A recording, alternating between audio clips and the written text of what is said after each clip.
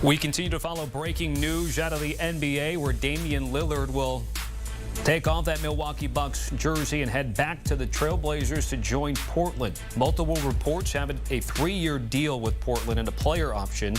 ESPN adding its $42 million contract to return to the team. There is a no-trade clause, and that player option is for the 27/28 season. All right, let's get more thoughts on this news, and we bring in Avery Johnson. Coach, what do we make of the news that we're learning today between Damian Lillard and his old team?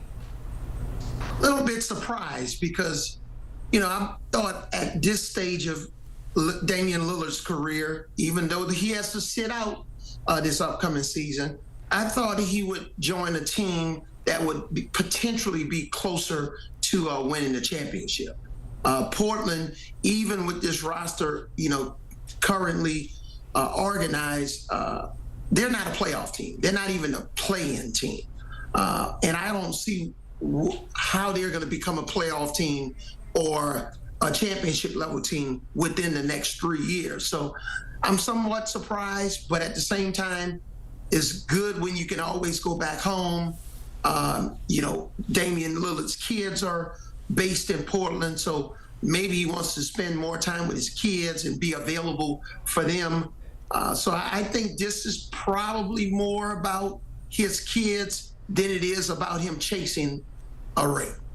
Which is what he did a couple of years ago. Obviously, he spent so much time getting the Trailblazers close to a title, at least playing in the finals, which didn't really happen, of course. And then he joins Giannis and the Bucks for about 2 years. Coach, how would you describe the Milwaukee timeline for Dame time? Yeah, it was very unsuccessful, underwhelming. He really was brought in there to help lead Milwaukee back to a championship run with Giannis. He wasn't the same Damian Lillard that played in the Portland Trailblazers uniform, didn't shoot the ball as well, struggled defensively. And again, that's why I'm surprised by this move, because, Portland is bringing him back whenever he's healthy and ready to go to play, 38, 40 minutes a game and try to, rewind the clock. I just don't see it happening with him getting back to that type of player that he was when he left the Trailblazers. So that's why I thought he would take some sort of a lesser role on a championship caliber team. And like most people, I'm surprised. I think a lot of us are. We hope to learn more information, obviously, as the two sides get back together, learn a little bit more about how this all got together. But we can't help but be a little nostalgic with the news that he's going back, right? There's a lot on social media saying it just feels right for him to come back, and he's hit so many big shots for this team, including the one over Paul George, as people remember. Again, the nickname Dame Time, Coach. I mean, remind us about peak Damian Lillard and what he was as a shot maker in the league. Oh, yeah, he was incredible. A guy that, pretty much was putting together a Hall of Fame type career in Portland. When you thought about the Portland Trailblazers, it started and ended with Damian Lillard. And, being able to score over anybody and all of those game-winning shots. And, he's the Portland Trailblazers. He's Portland, Oregon. This guy did so much for the community. Did so much on and off the court. So I know this is, at the same time, while some of us may be surprised, this is going to be a boost for the Portland Trailblazers fan, because they know at some point, even if it's in the 26-27 season, they're going to get their beloved Damian Lillard back in the Trailblazers uniform, and they want him to retire a Portland Trailblazer, because that's what I'm imagining. From what I've heard, he has a no-trade clause. Coach, I got to get you out of here on this. And yes, we heard about the no-trade clause, and I think you're right about that. The Achilles injury, and given he's in his mid-30s here, you're a perfect person to ask about what type of player we expect from Damian Lillard when he actually returns to the court in a season's plus time. Yes, it's one of the toughest injuries to return from. You rather have a sprained ankle, some sort of a strained hamstring, groin. But when you talk about, a sprained knee, but when you talk about that Achilles, that is a tough injury.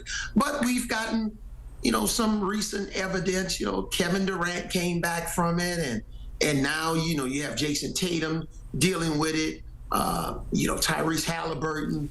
So doctors have gotten even better and more clever as they perform these surgeries. So I'm sure, he had an incredible medical team, and I'm banking that his rehab is going to be unbelievable, and maybe he'll get back on the court sooner rather than later. That's NBA champ Avery Johnson joining us with the breaking news that it will be Dame's time once again in Rip City. But we'll have to wait a little while. Again, won't be joining this team this year. Vegas certainly thinks not highly of this team. Just 33.5 is the win total for the Portland Trailblazers in 25/26. All right, let's break it all down with John Gonzalez here. So I guess you can go back home. I know he's a Bay Area guy, but you know what I mean. Pacific Northwest, Portland, and Dame. What do we think? Yeah, from Dame's perspective, this is great, Tommy. I mean, I was one of the people that was saying, look, he's going to have to rehab anyway. Dame doesn't need the money. I don't know what the rush is. The landscape in the NBA can change pretty dramatically year over year. And I was thinking that, as he's rehabbing this Achilles, he should just wait until next offseason and then pick the best spot for him to go ring hunting.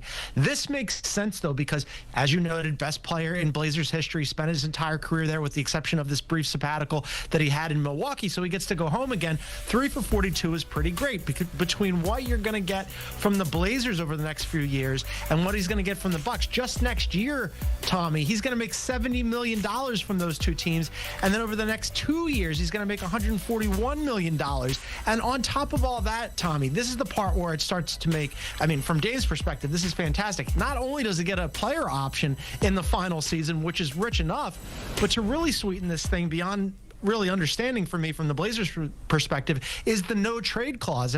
Look, if you're Dame, you're ecstatic, but somebody in Portland is going to have to explain to me how you're going to give a guy who's 36 coming off an Achilles a player option and a no trade. So remind me if you can, and maybe some others that don't pay attention to Trailblazers basketball, because we have seen Dame from time to time with Giannis and the Bucks. What type of team do we see them now post, the trade to Milwaukee, especially over the last season? What type of team have the Trailblazers been on the court? Yeah, interesting, right? Last year, I was one of the people, again, advocating for them to go full tank mode. They decided, no. We've got some really nice, young, interesting pieces here. Denny Avia, Tumani Kamara, who made all defense. They ended up trading Anthony Simons, but they bring back Drew Holiday in that deal. They've got Scoot Henderson, who's on the rise, and Shaedon Sharpe. They also unplugged DeAndre Ayton from that really complicated center situation, so now they've got more room for Donovan Clingan. And they drafted just now Chinese joker Yang Hansen, who's a really interesting piece. The whole point here is that the Western Conference is loaded, but they do have some really nice, young, interesting pieces on the Trailblazers. I don't know that redounds to them being Western Conference contenders, certainly. I doubt that they'll make the playoffs proper, but a play-in scenario, that's on the table for the Blazers this year. And then a year on, when Dame finally comes back from his Achilles, you'll get a veteran presence back in that locker room. That's a team that could make some disruptions moving forward. Maybe win a series. I doubt 2, but they're a nice, young, up-and-coming team for when Dame returns. And then lastly here, what concerns, if any, do you have of Damian Lillard as he recovers from injury?